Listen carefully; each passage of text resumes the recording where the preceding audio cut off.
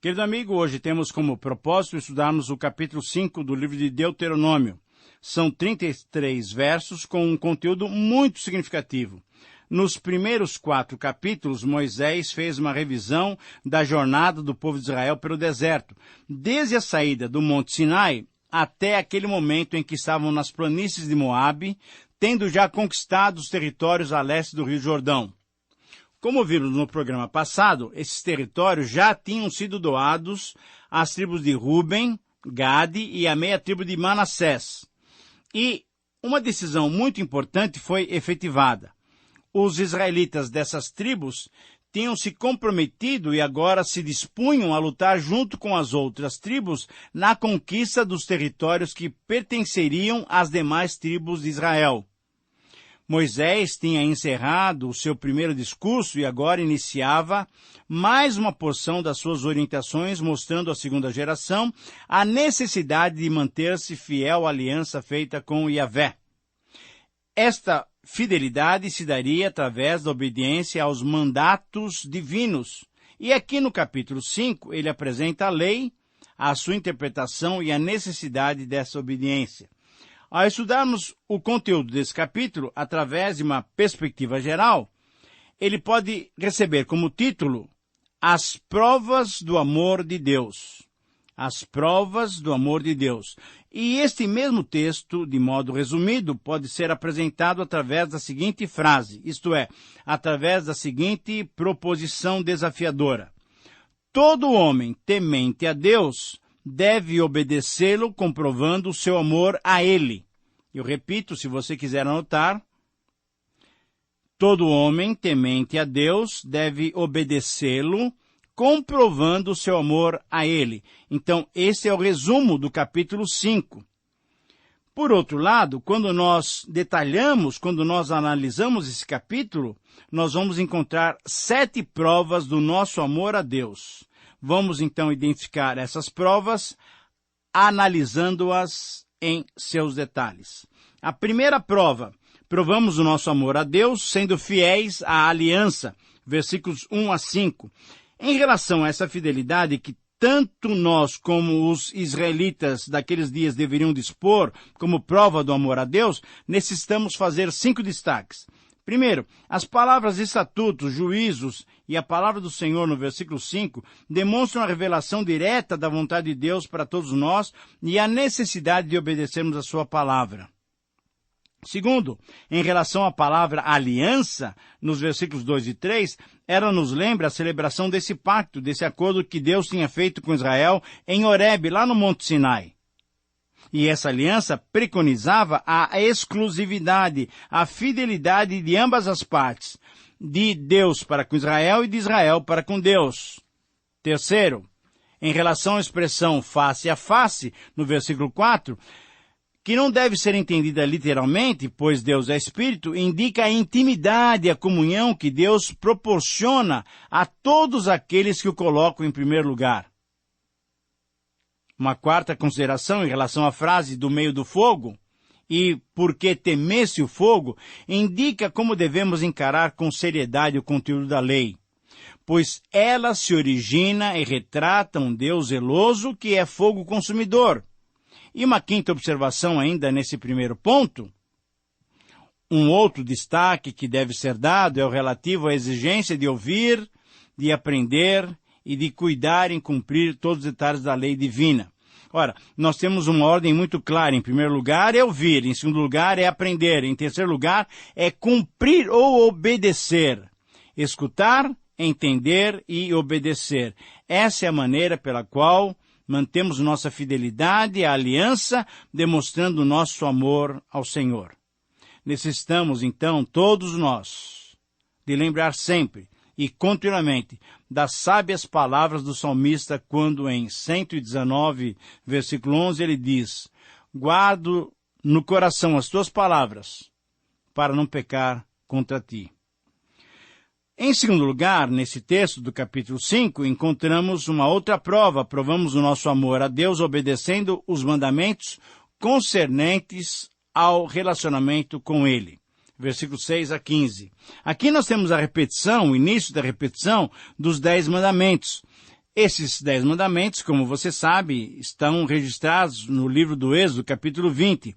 Moisés recordou e ensinou à nova geração as palavras que Deus tinha escrito pessoalmente nas tábuas de pedra para que Israel as obedecesse. Alguns estudiosos e até alguns ouvintes devem ter a opinião de que aqui se trata de uma duplicata da lei, daquilo que nós vimos lá em Êxodo capítulo 20. Podemos concordar em parte que temos aqui um conteúdo bem semelhante àquele, mas há algo distinto para o qual devemos atentar. Moisés repetiu aqui apenas aquilo que era básico, que era fundamental, os 10 mandamentos. Em outras palavras, Moisés destacou e enfatizou as leis morais. Elas são os princípios eternos que formam a ética judaica e depois formaram a ética cristã também. No versículo 6, Deus se apresenta como Senhor, como Deus e como aquele que libertou Israel da servidão do Egito. Essa denominação relembra quem firmou a aliança, um pacto que tinha propósitos salvíficos. Nesses versos, os 4 mandamentos que padronizam o nosso relacionamento com Deus foram expostos de uma maneira clara. Primeiro, o primeiro mandamento, no versículo 7, proibia a presença de outros deuses diante do Senhor. O primeiro grande problema religioso do homem não foi o ateísmo, mas o politeísmo, a crença na existência de mais de um Deus. Depois do dilúvio, o homem passou a temer as forças da natureza, como o trovão, o relâmpago e outras manifestações da natureza. Então, o que Deus estava condenando aqui era o politeísmo. Em nossos dias, há aqueles que adoram ídolos, imagens, ou ainda prestam cultos aos demônios ou até outros ídolos pagãos, que eles consideram deuses. Deus condenou claramente esses tipos de cultos idólatras, que eram feitos pelos cananeus, quando disse, não terás outros deuses diante de mim. A frase proibitiva pode ser mudada em uma sentença afirmativa. Eu, Yahvé, devo ser reconhecido como o único Deus, seu soberano Senhor. Sim, para Israel, Yahvé deveria ser considerado absolutamente único, e para nós cristãos, também. Deus o Pai é o nosso único Deus, Deus o Criador, e eu espero que esse reconhecimento faça parte da sua vida e brote bem no fundo do seu coração. Nos versículos 8 a 10, encontramos agora o segundo mandamento, relativo à correta adoração que deveria ser feita a Yahvé. Ele não deveria ser representado por imagem de escultura de qualquer espécie. Os povos pagãos tinham esse hábito de representar seus deuses através de uma imagem. Israel fora proibido de fazer essas imagens de qualquer criatura, quer dos céus, da terra ou das águas, para representar o Deus Criador. Prostrar-se diante de uma imagem era completamente proibido para qualquer israelita, pois, conforme o versículo 9, Deus é zeloso e visita a iniquidade dos pais nos filhos, mas também Ele age com misericórdia, até 1000 gerações, para com aqueles que lhe obedecem. Séculos mais tarde, Jesus foi quem orientou em João 4:24. Deus é espírito e importa que os seus adoradores o adorem em espírito e em verdade. No versículo 11, nos traz o terceiro mandamento, que mostra a proibição de usar levianamente o nome de Deus ao fazer votos ou pronunciar bênçãos ou maldições. A expressão em vão, no hebraico, tem 2 ideias. Algo enganador, como falso testemunho, e algo vazio e oco, como o uso do nome de um modo rotineiro.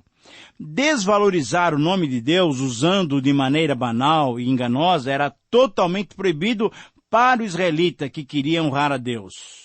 O quarto mandamento, nos versículos 12 a 15, é o relativo à guarda do sábado, e ao invés de ser proibitivo, como os 3 primeiros, aparece agora numa forma positiva. Quando comparado com Êxodo 28 a 11, percebe-se algumas diferenças e destaca-se os 3 níveis que haviam na sociedade daqueles dias. O israelita de descendência original, os servos e os estrangeiros que habitavam nas suas cidades, das suas portas para dentro, conforme o versículo 14, todos deveriam respeitar o descanso do sábado. Um dia que deveria ser santificado, um dia em que se lembrariam das aflições sofridas no Egito, cuja libertação ocorrera pelas poderosas ações de Deus. Certamente hoje, nós cristãos reservamos o domingo como dia especial para o louvor a Deus, pois foi no domingo, o primeiro dia da semana, que o Senhor Jesus ressuscitou. Assim como no sábado ele acabou de realizar a obra da criação, o domingo tem sido o sábado cristão porque foi nesse dia que Deus completou a obra da nossa salvação através da ressurreição de Jesus. E assim, no domingo, se comemora a nova aliança, uma vez que a antiga aliança fora substituída. E, na verdade, em termos de princípios eternos, nem só o domingo deve ser o dia da adoração. Depois da vinda do Senhor Jesus, da sua ascensão, depois da vinda do Espírito Santo, depois do estabelecimento da nova aliança, na verdade, todos os dias, em todos os lugares, por todos os cristãos, em todos os momentos, devemos adorar a Deus em espírito e em verdade. Uma terceira prova do nosso amor a Deus é que provamos o nosso amor a Deus obedecendo os mandamentos concernentes agora ao nosso relacionamento com o nosso próximo.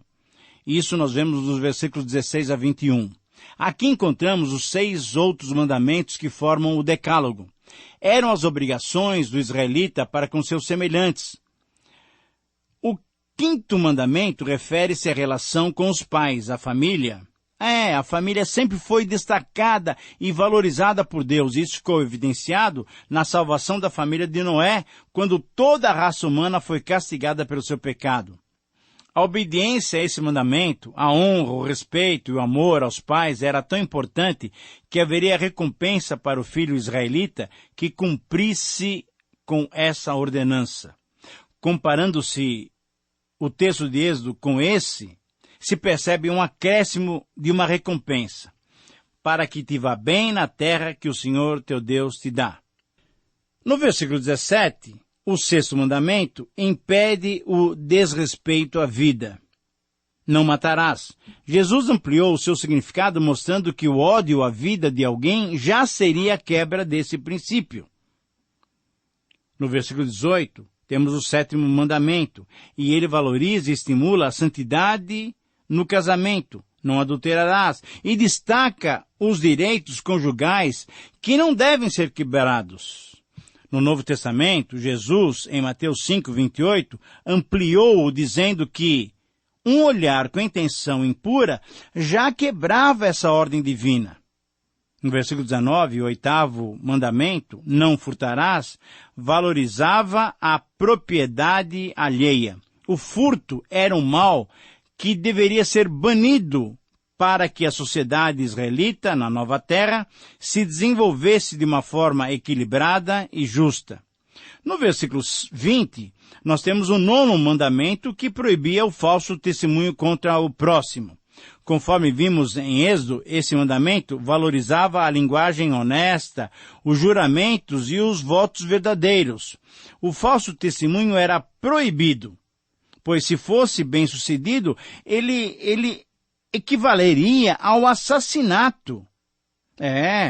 Para evitar então tal problema, conforme veremos em 17:7, a testemunha deveria ser também a executora, para que se tornasse culpada de sangue se estivesse mentindo.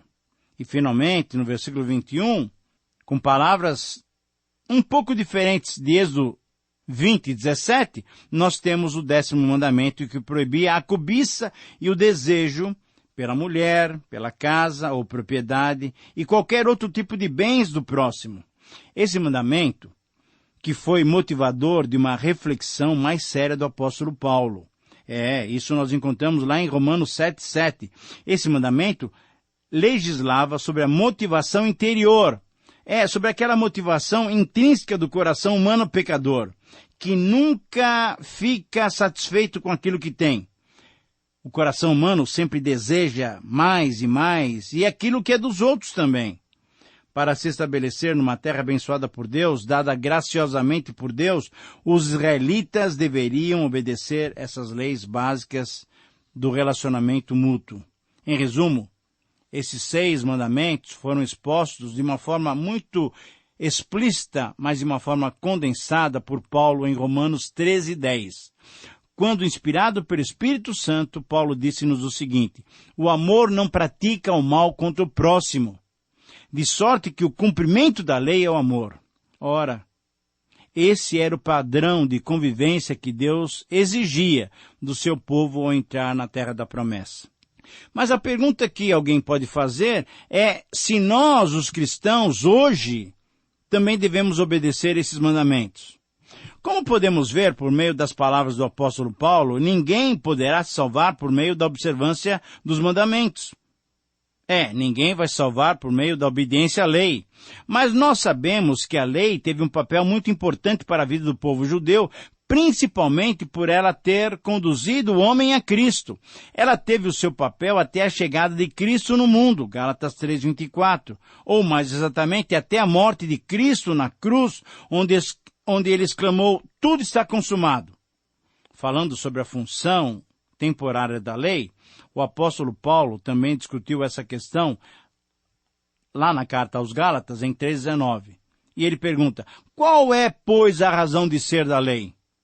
Para nós cristãos, querido amigo, a obediência à lei não é necessária como requisito para a salvação, mas certamente, por ser uma revelação do caráter divino, os seus princípios devem ser por todos nós seguidos e obedecidos, lembrando, entretanto, que Jesus já a cumpriu de modo integral em nosso lugar. Que todos nós possamos nos relacionar adequadamente com as leis divinas. Em quarto lugar, provamos o nosso amor a Deus entendendo a necessidade da obediência, versículos 22 a 27.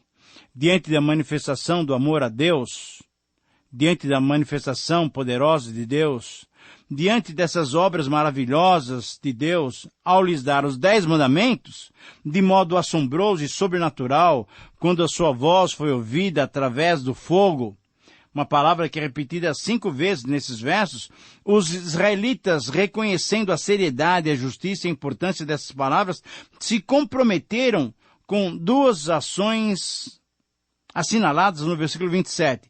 Eles ouviriam e eles cumpririam as ordenanças divinas. Isso nós vimos lá, esse compromisso, em Êxodo 19:8. Mas, infelizmente, como nós sabemos pela história, pelo relato bíblico, eles não foram fiéis ao seu compromisso. Em relação a nós cristãos, então nós somos desafiados, mas pela graça de Deus nós somos também capacitados pelo Espírito Santo a obedecer e a cumprir esses mandamentos. Que cada um de nós possa pedir a graça e o poder de Deus para, através do seu Santo Espírito, praticar a sua palavra. Em quinto lugar, provamos o nosso amor a Deus ao termos uma atitude de temor. Versículos 28 e 29. Deus aceitou, Deus conhece a intenção do nosso coração. Deus aceitou a intenção do coração dos israelitas de ouvir e cumprir e obedecer a sua palavra. Em resposta a esse desejo, Deus aprovou essas atitudes e também desejou que eles o temessem. Esse desejo de Deus foi expresso através de uma expressão que merece ser bem entendida. No versículo 29, a palavra temor não significa ter medo de Deus, não. Não significa viver com pavor de Deus. Pelo contrário, conforme Provérbios 1:7, devemos entender que temer a Deus é o princípio da sabedoria. Por quê? Temor é sinônimo de reverência, de adoração. É o reconhecimento devido de quem é Deus e de tudo o que Ele merece. Tememos a Deus quando descobrimos que a verdadeira relevância da vida está na comunhão e na intimidade com Deus, que devemos desenvolver com humildade e submissão e não com medo, pavor ou sobressaltos. Não, essas não são características do cristão. Então, que cada um de nós possa desfrutar dessa vida de temor, de reverência, de comunhão com o nosso Deus. Em sexto lugar, provamos o nosso amor a Deus aceitando a presença de um mediador. Versículos 30 e 31. Essa é uma afirmação muito interessante. Quando aceitamos a presença de um mediador entre nós e o nosso Deus, reconhecemos duas verdades. Em primeiro lugar, reconhecemos que Deus é grandioso, poderoso, majestoso, puro, justo e tão santo que não podemos entrar e permanecer na sua presença por nossos méritos. Assim como Isaías, temos que exclamar, ai de mim, estou perdido porque sou um homem de lábios impuros e habito no meio de um povo de impuros lábios, e os meus olhos viram o Rei, o Senhor dos Exércitos. Mas, em segundo lugar, também reconhecemos que por sermos, conforme Romanos 5 nos escreve, fracos, ímpios, injustos, pecadores, inimigos, somente através de um perfeito e único mediador, podemos manter e desenvolver a nossa comunhão com Deus. Jesus é o nosso único mediador, conforme 1 Timóteo 2,5. Foi Jesus quem nos abriu um novo e vivo caminho diretamente a Deus, conforme Hebreus 10, 19 a 22. Assim como Moisés foi mediador entre o povo e Deus, entre Deus e o povo, nós, os cristãos, temos o privilégio de termos Jesus como um mediador totalmente qualificado para nos fazer entrar e permanecer na presença de Deus, desfrutando da comunhão que só Ele pode nos conceder. E agora, terminando o nosso programa, em sétimo lugar, provamos o nosso amor a Deus ao valorizarmos as suas promessas. Finalmente, nesses versos finais, encontramos o propósito, a razão de ser da obediência a Deus. O caminhar com Deus exige retidão, nem um desvio, nem para a direita, nem para a esquerda. O caminhar com Deus exige completo compromisso. O propósito, a razão e as consequências para esse tipo de atitude foram listadas. Seriam 3 as recompensas que Israel obteria por sua obediência. Primeiro, viveriam. Segundo, seriam bem-sucedidos nas suas empreitadas. E terceiro, prolongariam seus dias na terra da promessa. As bênçãos para Israel eram relativas à terra. As bênçãos para nós são bênçãos espirituais que já foram nos dadas em Jesus Cristo, conforme Efésios 1:3. Muito bem, querido amigo, chegamos ao final de mais um tempo de estudos e reflexão. Minha expectativa é que você tenha aproveitado essas lições para adequar a sua vida à vontade do Senhor. Um grande abraço.